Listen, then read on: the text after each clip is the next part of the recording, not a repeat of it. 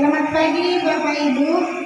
Kita semuanya dikumpulkan dalam tempat ini untuk menyaksikan aksi nyata teman kita dari guru CDP atau calon guru bendera angkatan 11 oleh Gus Michel. Dalam kesempatan ini kita akan melihat aksi nyata yang akan dilakukan atau disampaikan kepada kita. Maka dari itu sebelum kita memulai kegiatan ini, hendaklah kita bersyukur kepada Tuhan bahwa kita akan mulai berdoa yang akan dipimpin oleh Pak Beni. Waktu dan tempat kami persilakan. Bersyukur Tuhan, acara destinasi budaya positif yang dibawakan oleh Ibu Michel. Sungguh Tuhan, kami butuh tuntunanmu dalam hidup kami. Acara demi cara saat ini Tuhan yang kami lakukan, kami percaya Engkau turun tangan memberkati kami senantiasa. Terpujilah Engkau Tuhan kami. Kami akan mulai acara ini dengan awal pertemuan selesainya adalah Tuhan kasih Tuhan. Amin. Terima kasih atas doa yang sudah disampaikan. Maka acara selanjutnya adalah sepatah kata dari kepala sekolah. Dan tempat. Assalamualaikum warahmatullahi wabarakatuh. Salam sejahtera bagi kita semua. Ucapkan puji syukur kita kepada Tuhan Yang Maha Esa karena telah memberikan rahmat dan karunia-Nya kepada kita sehingga kita dapat berkumpul di kelas ini dengan penuh semangat dan kesehatan yang baik. Baiklah Bapak Ibu sekalian, hari ini kita berkumpul dalam rangka diseminasi budaya positif. Jadi aksi nyata ini mudah-mudahan bukan sekedar aksi nyata aja, bukan sekedar untuk penilaian aja bagi guru, dan kita harapkan dapat kita terapkan nanti di kelas kita masing-masingnya. Jadi diseminasi budaya positif, budaya berarti yang dekat dengan anak-anak kita. Itu budaya sesuai dengan daerahnya masing-masing. Jadi yang sebagaimana kita ketahui positif, kata-kata positif itu sudah tahu kita berarti positif yang baik. Jadi tentu tidak mungkin yang tidak baik kita ajarkan kepada anak-anak kita, itu yang lebih baiknya lagi. Semoga dengan adanya diseminasi budaya positif yang akan disampaikan oleh CPD atau guru penggerak kita yaitu Ibu Gus Michel dapat bermanfaat bagi kita bersama, supaya berubah perilakunya dari perilaku yang tidak baik menjadi baik. Dan ini kita di sini saling apa ya Ibu, Bapak Ibu? Kita di sini saling mengisi maksudnya karena kita banyak kekurangan, ya mungkin kekurangan ditutupi dengan kelebihan dari guru yang lain, dan atas yang kita perlukan di sini yaitu kerjasama, kemudian saling mendukung sesama kita. Mungkin hanya itu yang bisa saya sampaikan. Dan atas waktunya saya ucapkan terima kasih. Saya kembalikan kepada moderator. Terima kasih sepatah kata dari kepala sekolah kita. Kita sudah tahu dan sekarang kita akan menyaksikan tinggallah kita kepada kegiatan inti kita, yaitu kegiatan diseminasi aksi nyata budaya positif oleh guru kita, calon guru kita penggerak angkatan 11 oleh Gus Michel.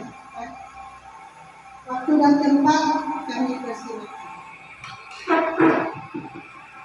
Assalamualaikum warahmatullahi wabarakatuh. Yang terhormat Ibu Kepala Sekolah SD 19 Katurai, yang saya hormati Bapak Ibu Majelis Guru 19 Katurai, yang telah memberikan waktunya untuk mengikuti kegiatan diseminasi budaya positif.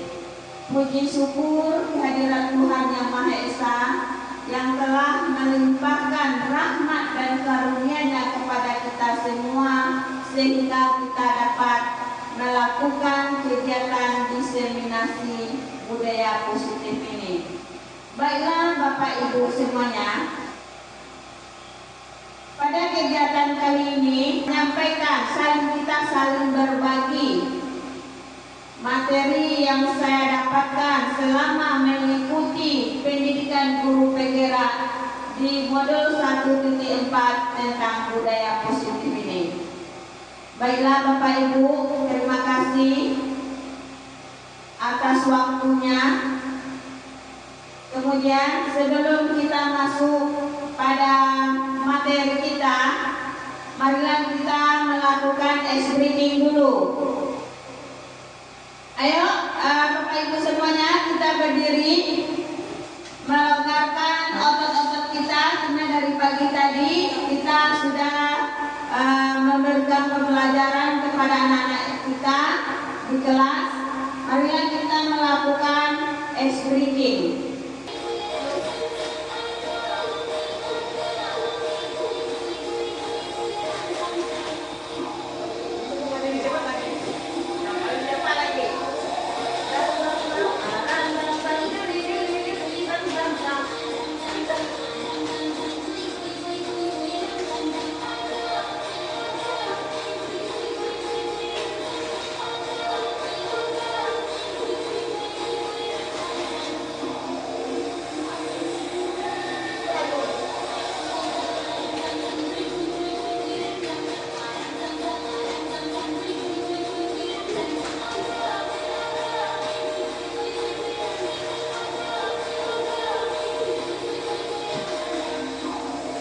Silakan duduk Bapak Ibu semuanya.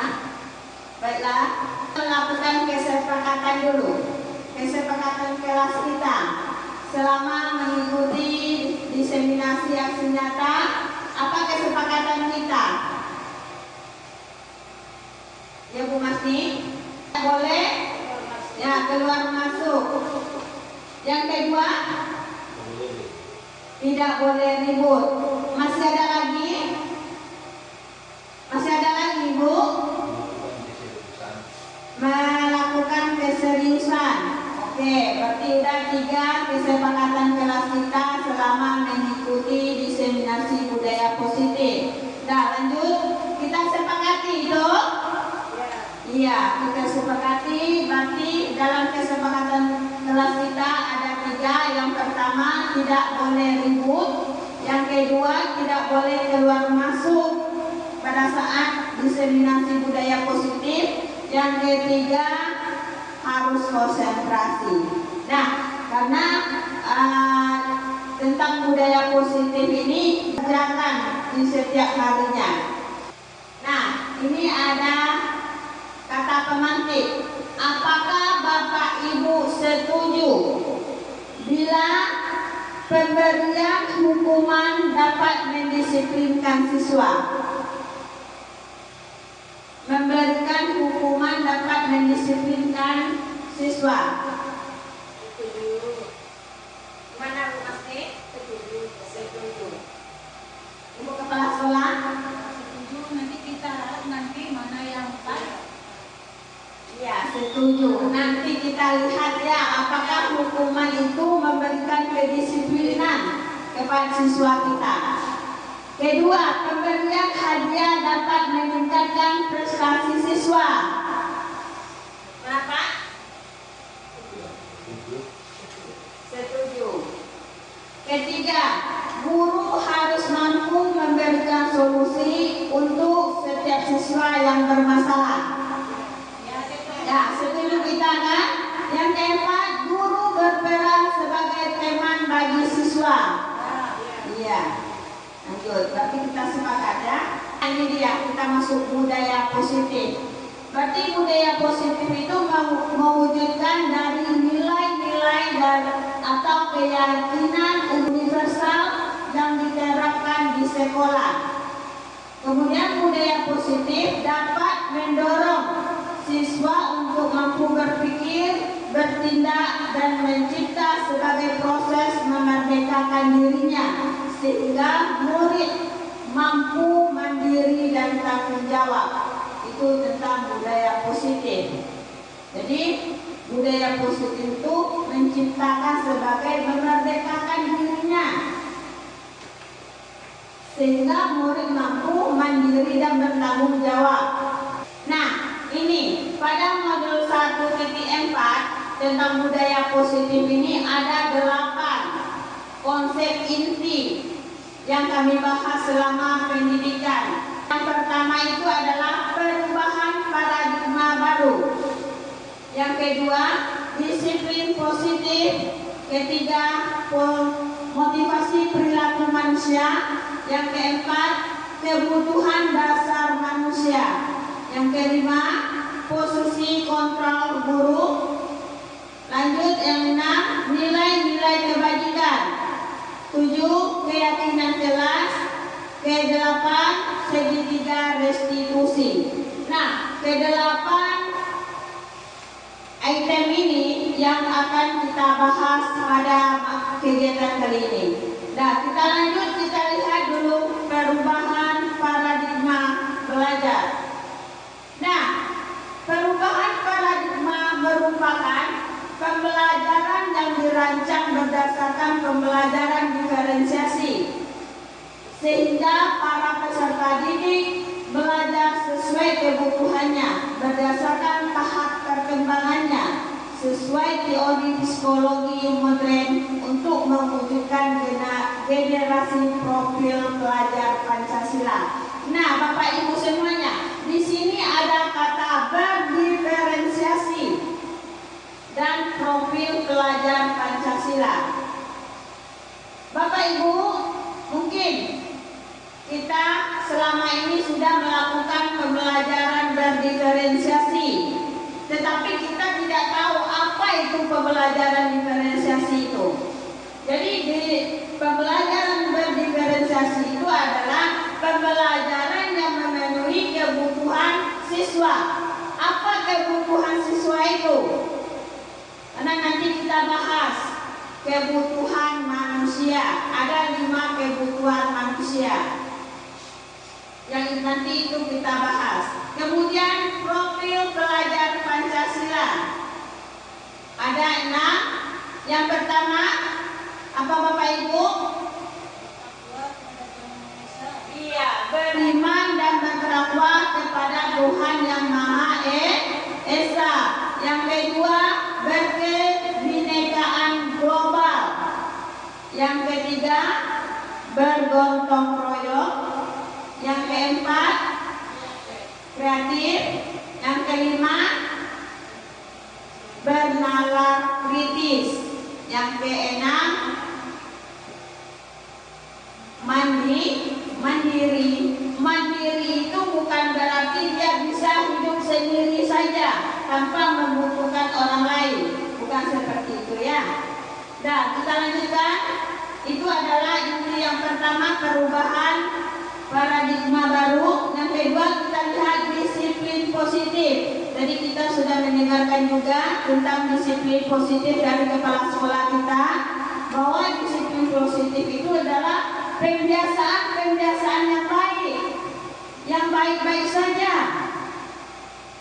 mencakup sikap atau perilaku maupun tutur kata. Berarti ada kesopanan. Jadi disiplin positif itu adalah kebiasaan yang baik, mencakup sikap atau perilaku maupun tutur kata oleh seluruh warga sekolah. Nah, di sini ada kata seluruh warga sekolah. Yang mana seluruh warga sekolah itu? Ada kepala sekolah, ada guru, ada siswa, ada komite sekolah. Jadi orang yang berperan di dalam sekolah itu yang dikatakan seluruh warga sekolah.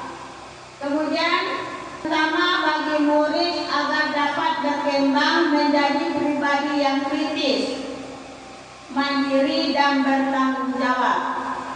Kemudian tujuan disiplin positif itu adalah menanamkan motivasi intrinsik.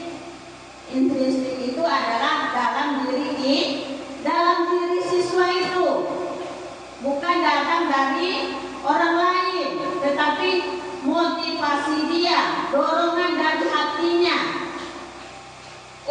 menjadi mereka inginkan dan menghargai diri sendiri dan nilai-nilai mereka percaya tanpa mengharapkan hadiah atau hukuman.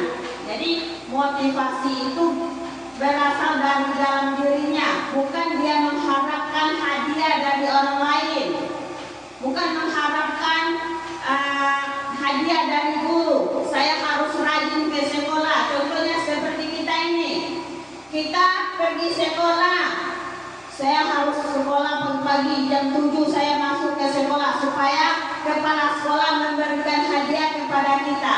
Itu bukan motivasi dari dalam diri kita, tetapi mengharapkan imbalan kalau seperti itu.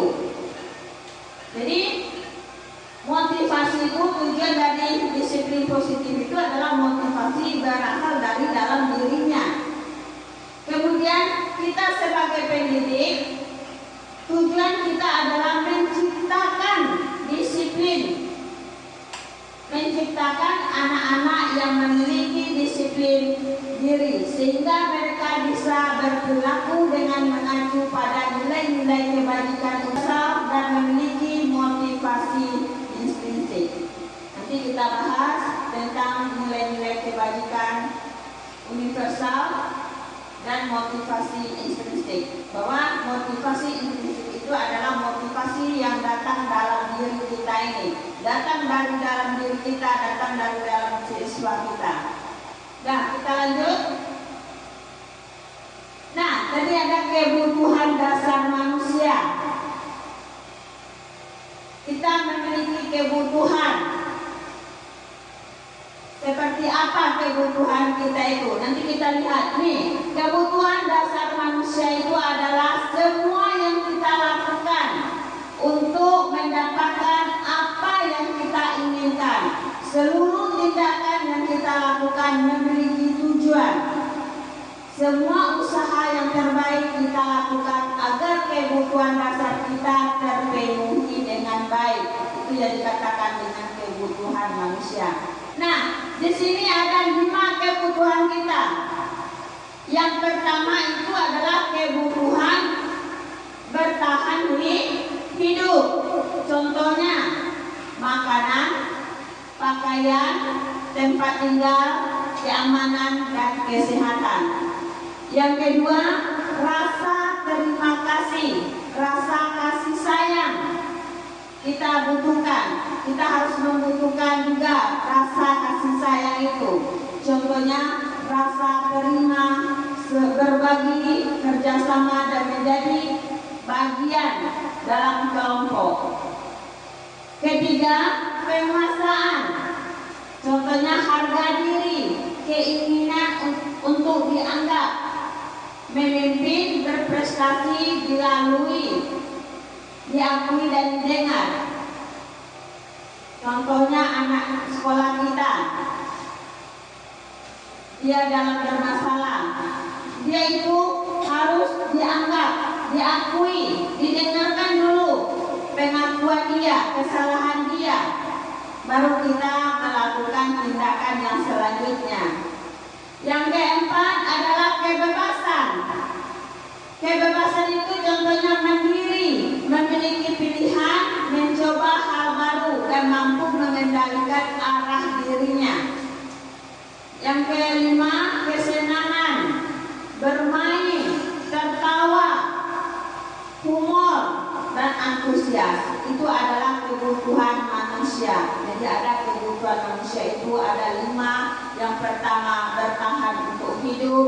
Yang kedua, kasih sayang, rasa terima kasih, dan rasa untuk dicintai. Yang ketiga, penguasaan. Yang keempat, kebebasan. Yang kelima, kesenangan. Lanjutkan. Nah, tadi ada motivasi. Motivasi perilaku manusia itu ada 2. Yang pertama, motivasi intrinsik. Yang kedua, motivasi eksternal. Bahwa motivasi itu adalah dorongan untuk melakukan sesuatu yang berasal dari dalam. maupun dari luar. Jadi motivasi itu dibagi dua. Yang pertama motivasi dalam diri, yang kedua motivasi dari luar. Lanjut Pak.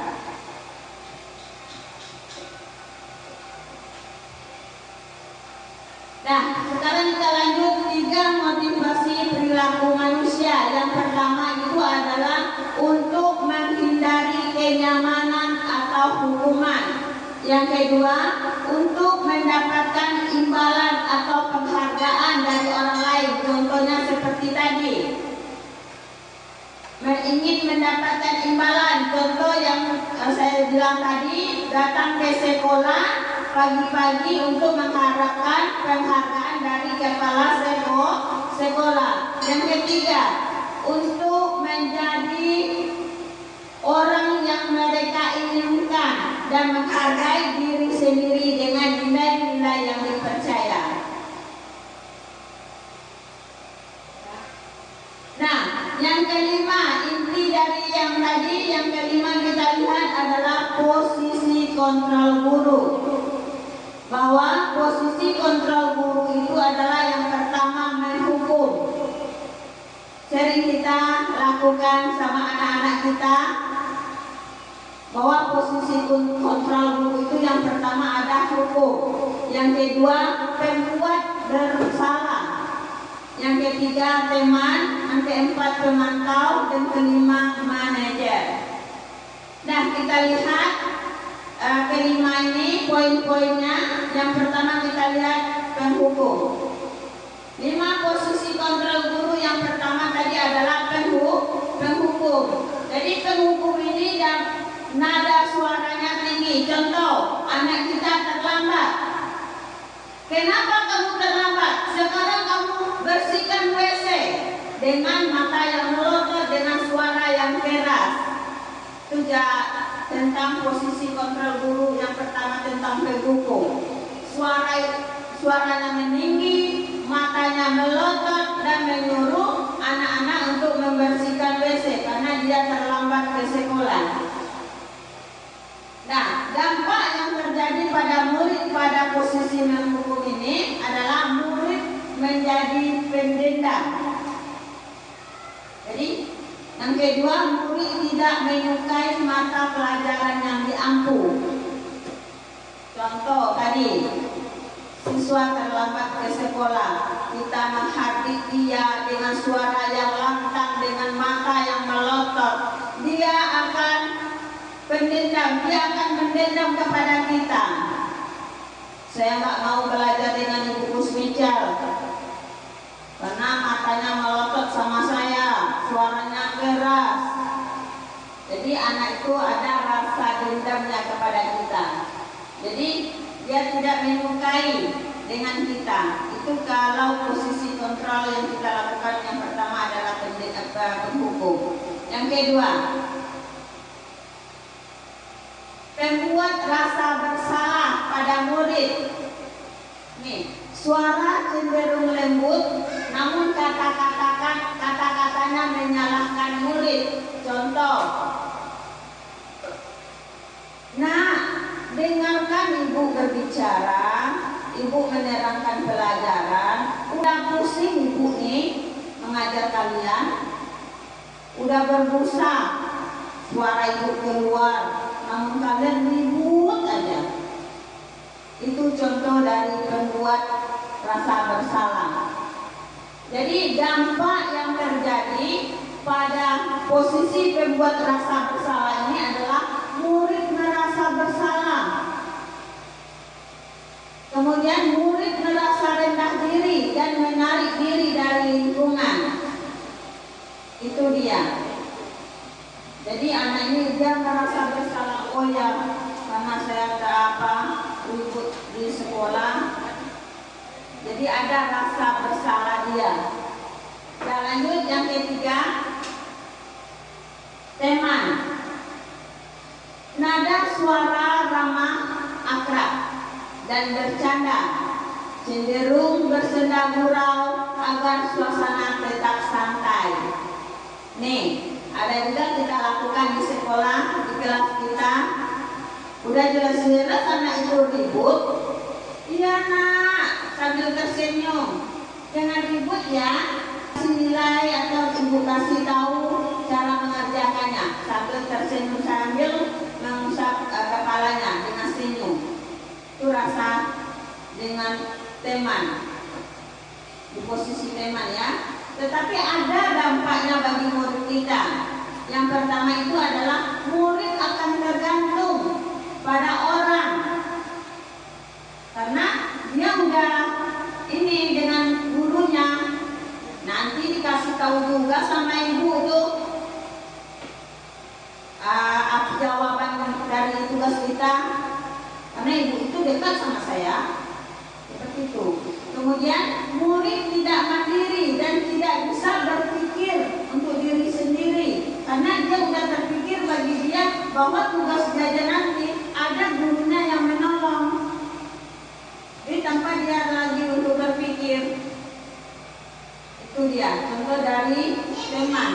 Yang keempat kita lihat sebagai pemantau. Nah, sebagai pemantau ini seorang pemantau akan bersuara datar, tidak emosional ataupun menggunakan suara tinggi, seperti datar saja. Dia cuma memantau. Nah, dari pemantau ini contohnya kita di sekolah, contoh dari ini bisa pakai sepatu. Anak kita ada salah satunya pakai sepatu putih. Jadi guru yang piket melarang anak ini masuk. Dia sesuaikan dengan peraturan sekolah kita bahwa hari Senin kita harus memakai sepatu hitam. Ada salah satu anak kita pakai sepatu putih. Maka ditertibkan, kalau kamu mau masuk ke kelas, buka sepatu kamu, taruh di sini dulu. Nanti pulang sekolah kamu ambil. Itu dari maksud dari pemantau. Jadi dampak yang terjadi pada murid pada posisi pemantau adalah murid akan menghitung konsekuensi hadiah tanpa memahami sepenuhnya nilai kebajikan yang dituju. Kemudian murid tidak sepenuhnya mandiri. Itu sebagai pemantau. Yang kelima tentang manajer. Nah, manajer suara netral, tidak emosional, tidak terlalu ramah, dan tidak terlalu bernada tinggi. Guru membimbing murid untuk memecahkan masalahnya sendiri. Ini adalah dalam bentuk manajer. Berarti kita melihat keadaan anak itu, memberikan bimbingan dengan ramah dan tidak bernada tinggi. Kemudian dampak yang terjadi pada murid pada posisi manajer ini adalah murid mandiri, murid menjadi percaya diri dan dapat memecahkan masalah. Jadi dari kelima posisi kontrol guru ini, mana yang paling baik, yang paling bagus bagi kita? Adalah sebagai manajer. Manajer ini adalah sebagai pemimpin di kelas kita. Kita bisa mengarahkan anak-anak kita itu, memberikan arahan yang lebih baik. Kalau ada anak yang bermasalah, kita bisa menyelesaikan masalahnya. Menyelesaikan, bagaimana cara menyelesaikan itu kita tanyakan sebagai anak. Nanti kita temukan di dalam restitusi. Nah, kemudian mengubah paradigma stimulus respon menjadi pendekatan teori kontrol. Bahwa di dalam pandangan tentang dunia, stimulus respon tentang dunia itu realitas. Kebutuhan kita itu sama. Tetapi di dalam teori kontrol tentang dunia, realitas kebutuhan kita itu berbeda-beda. Contohnya kita ini di sini, kebutuhan kita dengan kebutuhan orang yang di luar itu berbeda. Di dalam dunia nyatanya kita berbeda. Orang itu sudah mempunyai jaringan semuanya. Kalau kita membutuhkan jaringan internet untuk mencari referensi dalam pembelajaran, untuk memajukan pendidikan di Kepulauan Mentawai ini. Nah, kemudian semua orang memiliki hal yang sama, tapi setiap orang memiliki gambaran yang berbeda. Itu perbedaan stimulus respon lawan teori kontrol, pandangan pada dunia. Nilai-nilai kebajikan. Nah, tadi ada nilai-nilai kebajikan. Nilai-nilai kebajikan asal. Nih, nilai-nilai kebajikan yang disepakati bersama lepas dari suku bangsa. Karena kita di sini berbeda-beda agama, berbeda adat istiadat, kemudian bahasa maupun latar belakangnya. Jadi nilai-nilai kebajikan adalah sifat-sifat positif manusia yang merupakan tujuan mulia yang ingin dicapai setiap individu. Itu dia. Jadi nilai-nilai kebajikan itu adalah nilai-nilai yang baik, nilai sifat-sifat positif manusia yang merupakan tujuan yang mulia. Di sini nilai-nilai kebajikan. Profil pelajar Pancasila. Kita lihat dulu profil pelajar Pancasila. Ada tadi 6, beriman dan bertakwa kepada Tuhan Yang Maha Esa dan berakhlak mulia, mandiri, bernalar kritis, berkebinekaan global, bergotong royong dan kreatif. Kemudian IBO Primar Year Program PYP itu nilai-nilai kebajikannya adalah toleransi, rasa hormat, integritas, mandiri, menghargai, antusias, empati, keingintahuan, kreativitas, kerjasama, percaya diri dan berkomitmen. Dan kemudian keterampilan hidup dapat dipercaya, lurus hati, pendengar yang aktif, tidak merendahkan orang lain, memberikan yang terbaik pada diri. Next, Pak. Kemudian ini hukumankah atau konsekuensikah? Nah, sekarang kita ada pertanyaan pemantik kita. Beda nanti hukuman dengan konsekuensi. Nah, yang pertama, murid diminta untuk push up 15 kali karena tidak mengerjakan PR. Ini termasuk hukuman atau konsekuensi? Hukuman. Bagus. Nomor 2, pengganti kertas teman yang telah dicoret-coret. Iya, konsekuensi. Yang ketiga, membersihkan WC karena terlambat datang ke sekolah. Hukuman. Yang keempat, membersihkan coretan yang dibuatnya di meja tulis. Konsekuensi karena dia telah mencoret meja.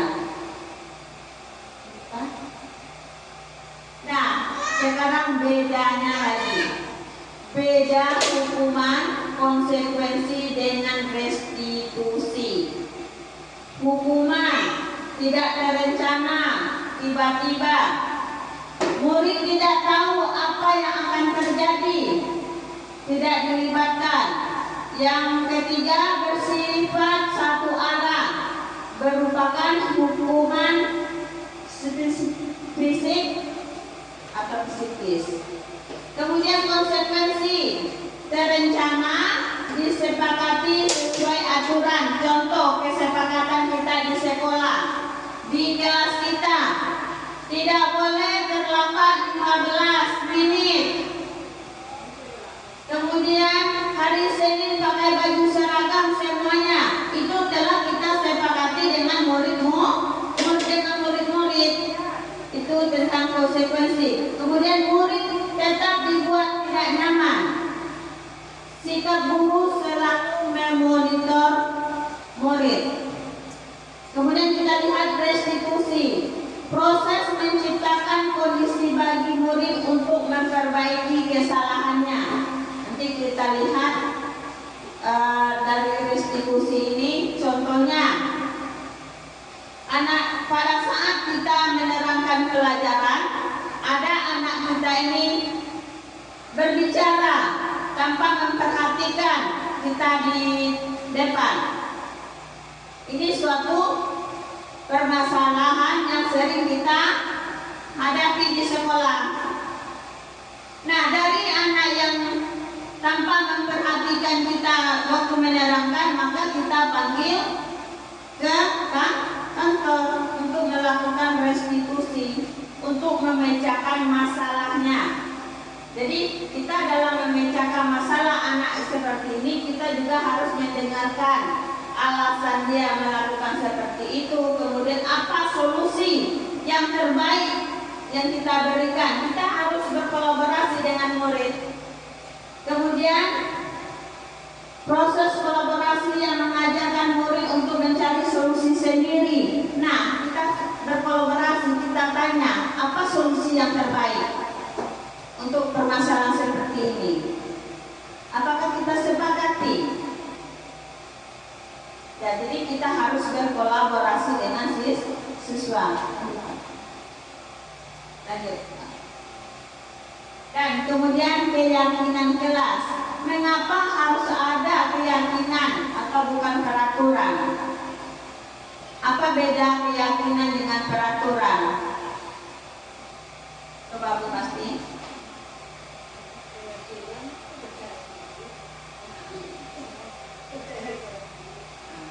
Peraturan.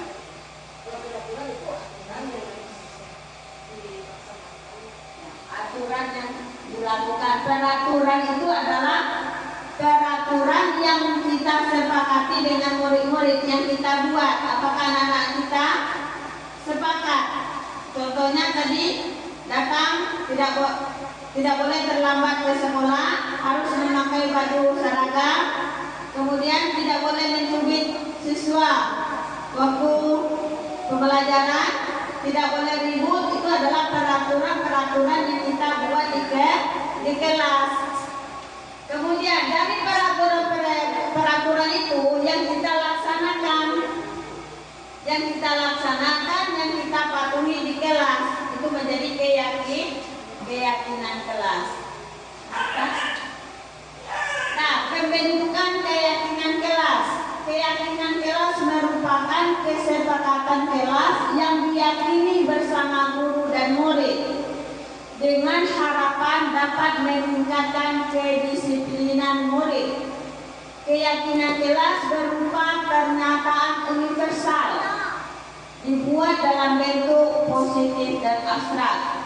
Keyakinan kelas hendaknya tidak terlalu banyak sehingga mudah diingat dan dipahami. Semua warga kelas ikut berkontribusi dalam pembuatan keyakinan kelas. Kegiatan mengutarakan pendapat. Nah, ini hasil keyakinan kelas 3. Bertanggung jawab mengerjakan piket, bersikap jujur. Bersikap jujur ini dalam melaksanakan tugas yang diberikan guru. Tidak boleh mencontek. Kemudian bersikap tenang saat pembelajaran berlangsung. Yang keempat, bersikap sopan dan menghormati guru. 5. Saling tolong menolong. Kemudian hidup rukun dengan teman. Itu adalah kesepakatan keyakinan kelas di kelas 3. Kemudian kita lihat yang terakhir adalah segi 3, restitusi. Restitusi itu adalah proses menciptakan kondisi bagi murid untuk memperbaiki kesalahan mereka sehingga mereka bisa kembali ke kelompok mereka dengan karakter yang lebih kuat. Ini berdasarkan menurut dosen tahun 2004. Jadi restitusi ini adalah proses menciptakan kondisi murid yang untuk memperbaiki kesalahan-kesalahan. Contoh dari kesalahan anak kita ini, pada saat kita melakukan pembelajaran, tiba-tiba anak kita ini ada salah satunya makan di dalam ruangan pada saat kita pembelajaran, maka kita lakukanlah restitusi untuk memperbaiki kesalahan mereka. Kemudian restitusi adalah proses dialog, berbicara yang dilakukan oleh guru terhadap siswa dengan tujuan menciptakan murid mandiri dan bertanggung jawab. Jadi dalam segitiga restitusi ini, nah ini dia langkah-langkah restitusi. Langkah-langkah yang pertama itu adalah di alas ini adalah menstabilkan identitas. Contoh di kelas 3 ada yang bertengkar kemarin. Pada hari Selasa anak kami bertengkar. Awalnya anak yang bertengkar ini kita panggil dulu ke kantor, bukan di dalam kelas kita selesaikan. Kalau di dalam kelas kita lakukan, dia akan ada rasa apanya gitu. Jadi kalau dia panggil ke dalam kantor atau di dalam ruangan perpustakaan, dia akan mengeluarkan semua unek-uneknya kepada kita. Kenapa dia tidak bertengkar? Berarti kita menstabilkan dulu.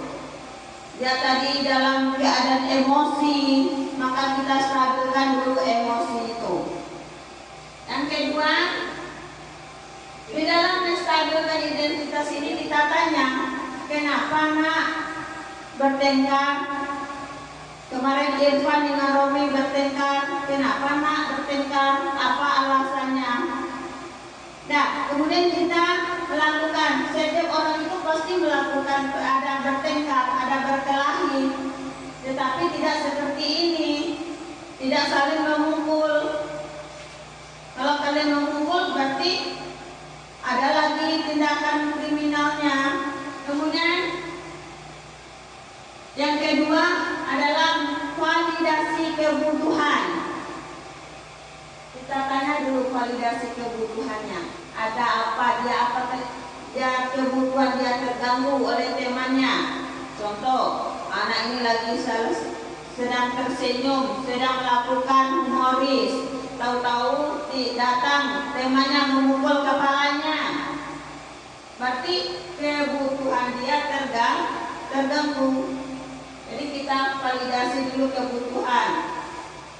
Nah, kita tanya dulu, kenapa dia memukul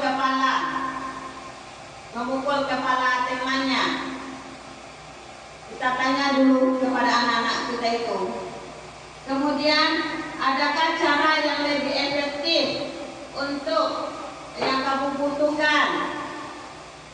Jadi kita saling berkolaborasi dengan anak. Kalau ada anak yang bermasalah, kita tanyakan dulu kenapa dia, kemudian cari solusinya. Dengan siswa itu kita cari solusinya, kita bicarakan mana yang lebih baik. Kemudian menanyakan keyakinan. Nah, anak ibu, bertengkar itu termasuk keyakinan kita di kelas? Tidak, Bu. Apakah anak ibu mau jadi anak murid yang baik? Mau, Bu, itu. Jadi kita tanyakan, menanyakan keyakinan, yang telah kita nilai-nilai yang telah kita sepakati di kelas. Nah, kemudian kita lihat yang segitiga restitusi tadi. Yang pertama adalah menstabilkan identitas, bertujuan untuk mengubah identitas anak dari orang yang gagal karena melakukan kesalahan menjadi orang yang sukses. Anak yang melanggar peraturan karena sedang mencari perhatian adalah anak yang sedang mengalami kegagalan. Nih contohnya, berbuat salah itu tidak apa-apa. Tidak ada manusia yang sempurna. Saya juga pernah melakukan kesalahan seperti itu. Nah, pada saat menstabilkan identitas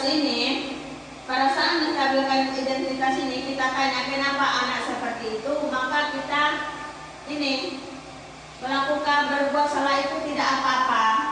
Kita bilang sama anak-anak seperti itu. Jadi tidak merasa terpojok anak-anak kita. Ibu juga pernah melakukan seperti itu.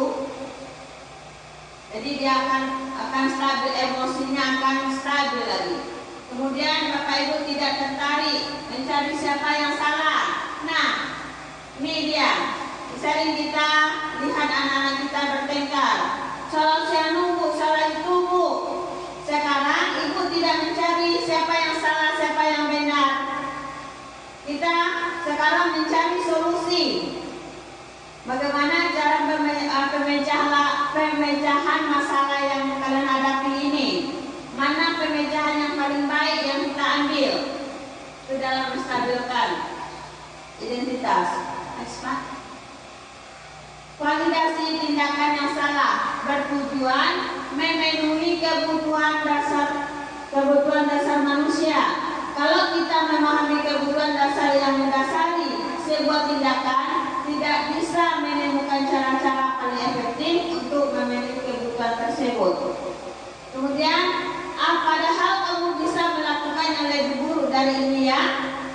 Kamu pasti punya alasan mengapa melakukan itu. Nanti kita tanya alasan dia mengapa dia melakukan perkelahian itu.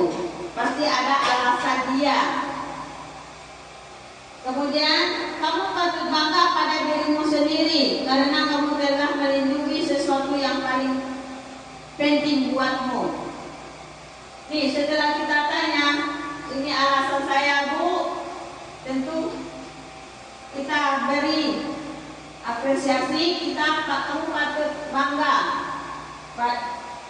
pada dirimu karena kamu telah melindungi sesuatu yang patut kamu melindungi sesuatu yang penting buatmu. Kemudian kamu boleh mempertahankan sikap itu, tapi kamu harus menambah sikap yang baru. Itu dia. Jadi dia mempertahankan yang penting bagi dirinya. Kemudian boleh kita mempertahankan itu, tetapi kita harus menambah nilai yang baik pada dirinya. Kemudian menanyakan keyakinan.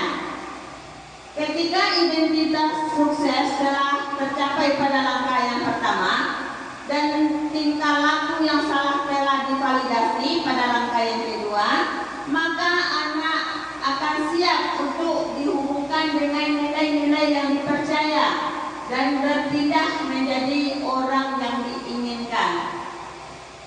Kemudian, sebenarnya apa yang kita percaya sebagai kelas atau keluarga? Apa nilai-nilai umum yang kita sepakati?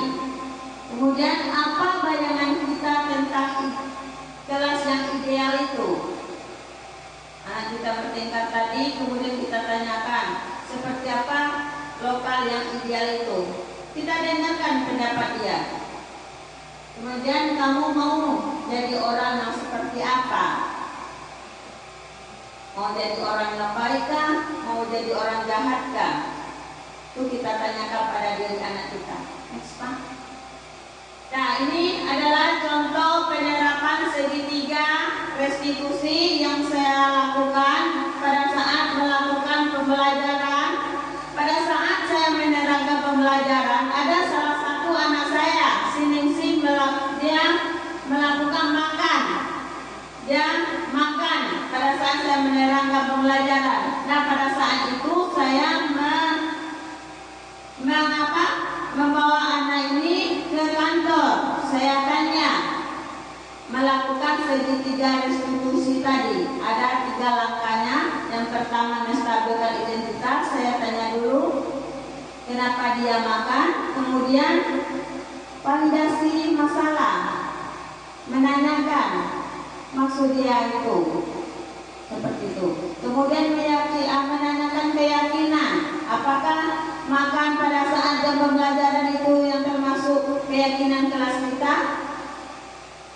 Maka kita dengar dulu penjelasan anak kita. Nah, di dalam penerapan program disiplin positif, hendaknya kita sebagai guru memiliki standar kepribadian yang profesional dan sosial yang baik, di mana guru dapat merefleksi dirinya dalam posisi kontrol ini. Bagaimana perjalanan dirinya sebagai among, sebagai manajer yang menuntut murid-muridnya menjadi manusia mandiri, merdeka, dan bertanggung jawab. Itu Itu dia, kita sebagai apa? Dan itulah hasil diseminasi aksi nyata tentang budaya positif yang saya dapatkan selama modul 1.4 ini. Semoga apa yang saya sampaikan tadi dapat bermanfaat bagi teman-teman semuanya. Kemudian dapat kita lakukan, kita imbaskan kepada murid-murid kita, dapat kita lakukan juga dengan murid-murid kita, bagaimana cara menstabilkan, bagaimana cara segitiga restitusi ini, karena sering kita melakukan kesalahan-kesalahan kepada murid kita. Dan cukup, terima kasih. Wassalamualaikum warahmatullahi wabarakatuh. Dan saya serahkan kepada moderator. Bagaimana cara kita untuk menenangkan anak yang tidak mau tahu sama sekali, walaupun kita sudah ceria, sudah lembut, sudah kita sayang-sayang, tetapi dia tidak peduli. Itu saja yang mau saya tanyakan. Terima kasih. Ya, terima kasih kepada Ibu Rose tentang pertanyaannya, bagaimana cara menstabilkan anak yang lebih wah, kata kita kan, anak wah yang paling, kalau yang udah paling ini yang paling teratas ini, bagaimana caranya kita menstabilkan anak seperti ini. Nah, baik, terima kasih atas pertanyaannya. Ini sering kita jumpai karena setiap lokal pasti ada anak seperti ini. Nah, bagaimana caranya kita menstabilkan? Kita melakukan pendekatan dulu kepada anak-anak kita ini. Karena dengan melakukan pendekatan, kita sayangi seperti anak kita. Karena kita harus berupaya, kita tanya dulu secara lemah lembut, bagaimana solusi supaya ibu bisa memberikan pembelajaran yang baik kalau tanpa kalian ribut. Tanya dulu apa yang dia mau, kemudian kita ubah dulu, kita redahkan dulu emosi dia. Kita tanyakan, bagaimana, apa yang kamu lakukan nak, kok sampai seperti ini. Kita stabilkan dulu emosi dia. Contohnya kita nih, dia lagi emosi, kita marah-marah sama dia, tentu dia marah juga sama kita. Bukan tambah meninggi dia suaranya. Ini ibu saya sedih pukul sama dia. Jadi kita harus menetralkan dulu emosi dia. Pada saat emosi dia sudah rendah, maka kita tanya, kenapa nak? Apa yang dilakukan tadi? Kenapa marah-marah sama dia? Kenapa memukul dia? Jadi intinya kita stabilkan dulu, kita netralkan dulu emosi dia. Seperti itu, Bu. Baik, terima kasih atas masyarakat teman yang lain. Masih ada Bapak Ibu semuanya yang memberikan saran? Cukup? Nah, kita lanjutkan. Kalau masih ada nanti boleh juga di belakang kita bicarakan. Caranya sudah selesai. Saya minta untuk merefleksi dalam kegiatan ini.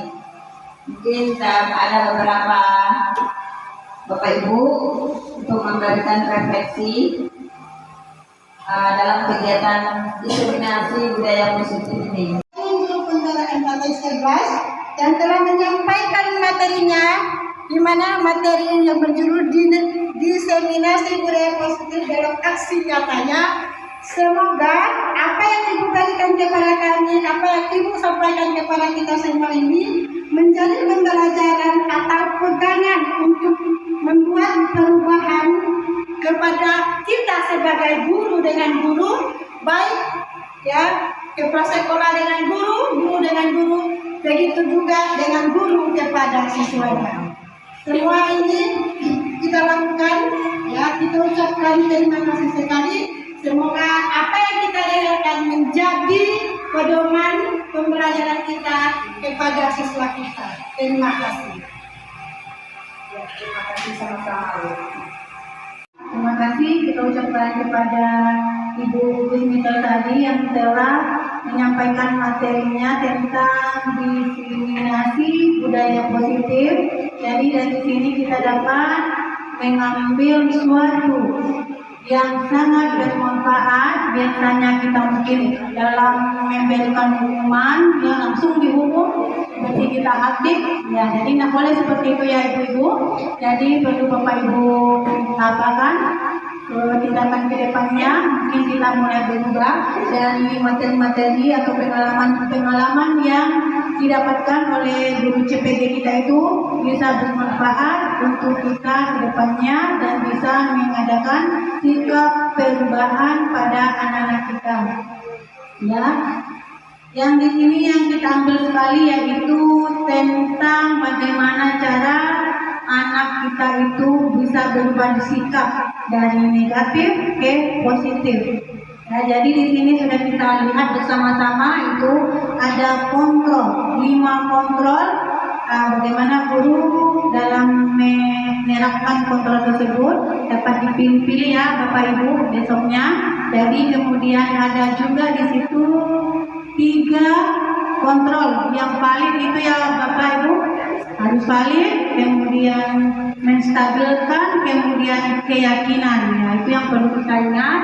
Dan semoga ini dapat kita terapkan di dalam kelasnya masing-masing. Dan kami ucapkan sekali lagi terima kasih banyak atas materi yang telah diberikan kepada Bapak Ibu oleh guru CPG kita. Semoga kedepannya lebih sukses lagi dan lebih banyak lagi ilmu-ilmu yang kita ambil dan ilmunya ditransfer langsung kepada Bapak Ibu gurunya seperti yang kita lakukan pada saat sekarang ini. Atas perhatiannya saya ucapkan terima kasih dan saya kembalikan ke moderator.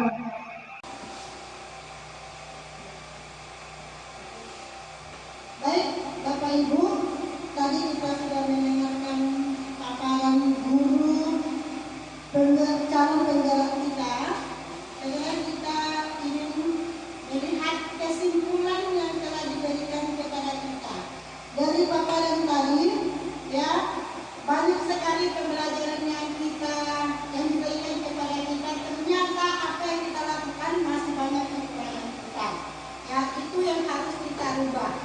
Itu yang harus kita perbaiki. Ternyata apa yang kita lakukan itu belum sampai ke arah tujuan kita, masih ada kekurangan kita. Untuk Ibu Michelle, terima kasih sekali kami ucapkan kepada Ibu sebagai calon guru penggerak angkatan 11. Semoga apa yang kita dengarkan menjadi pedoman pembelajaran kita kepada siswa kita. Terima kasih. Terima kasih Tuhan buat kesempatan siang ini, acara demi acara yang kami lakukan saat ini Tuhan. Berakhirlah sudah Tuhan. Sebentar lagi kami akan pulang ke rumah kami masing-masing. Doakan kami ke rumah kami masing-masing dengan selamat. Terima kasih Tuhan. Kami telah berdoa dan bersyukur. Amin.